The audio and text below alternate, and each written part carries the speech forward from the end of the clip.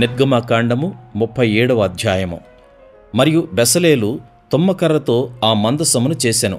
దాని పొడుగు 2 మూరలన్నర, దాని వెడల్పు 3.5, దాని ఎత్తు 3.5. లోపలను వెలుపలను దానికి మేలిమి బంగారు రేకు పొదిగించి దానికి చుట్టూ బంగారు జవను చేసెను.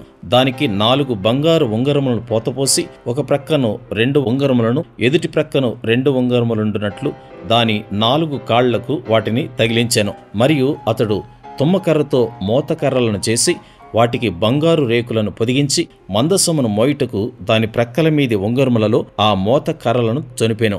మరియు అతడు మేలిమి బంగారుతో కరుణాపీఠమును చేసెను. దాని పొడుగు 2 మూరలున్నర, దాని వెడల్పు 3.5. మరియు 2 బంగారు కెరూబులను చేసెను. కరుణాపీఠం యొక్క 2 కొనలను వాటిని నగిషీ పనిగా చేసెను.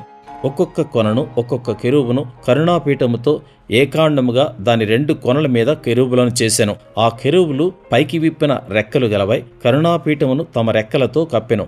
కెరూబుల ముఖములు ఒకదానికి ఒకటి ఎదురుగా ఉండెను. వాటి ముఖములు కరుణాపీఠము వైపుగా నుండెను. మరియు అతడు తుమ్మకర్రతో బల్లను చేసెను. దాని పొడుగు 2 మూరలు, దాని వెడల్పు 3, దాని ఎత్తు 3.5. అతడు దానికి మేలిమి బంగారు రేకు పొదిగించి దానికి చుట్టూ బంగారు జవను చేసెను.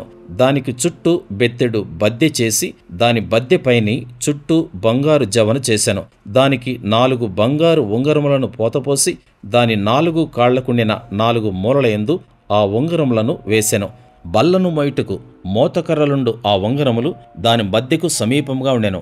బల్లను మోయుటకు తుమ్మకర్రతో మోతకర్రలను చేసి వాటికి బంగారు రేకులు పొదిగించెను. మరియు నతడు బల్ల మీద నుండు దాని ఉపకరణములను అనగా దాని గంగాళములను, దాని ధూప కలశములను, దాని గిన్నెలను, తర్పణము చేయుటకు దాని పాత్రలను మేలిమి బంగారుతో చేసెను. అతడు మేలిమి బంగారుతో దీపవృక్షమును చేసెను.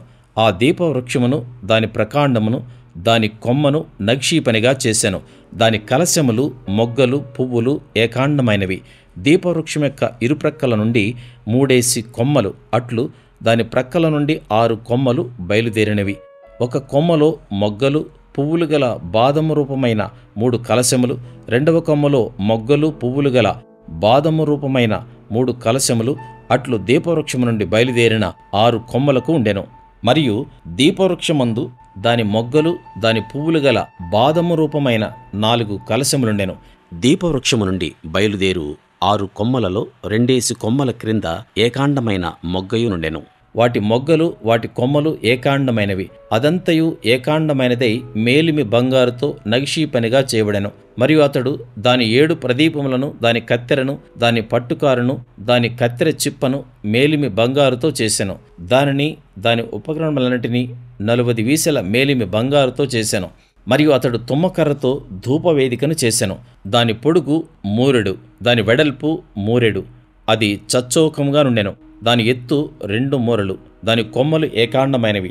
దానికి అనగా దాని కప్పుకును, దాని 4 ప్రక్కలకును, దాని కొమ్ములకును మేలిమి బంగారు రేకులు పొదిగించి దాని చుట్టూ బంగారు జవన చేసెను. దాని మోయు మోతకర్రలకు స్థలములుగా దానికి 2 ఉంగరములను బంగారుతో చేసి దాని 2 ప్రక్కల యందు, దాని 2 మూలల యందు దాని జవకు దిగువను వాటిని వేసెను. దాని మోతకర్రలను తుమ్మకర్రతో చేసి వాటికి బంగారు రేకులను తాపెను. అతడు పరిశుద్ధమైన అభిషేక తైలమును, స్వచ్ఛమైన పరిమళ ధూప ద్రవ్యమును, పరిమళ ద్రవ్యముల మేళకుని చేత చేయించెను.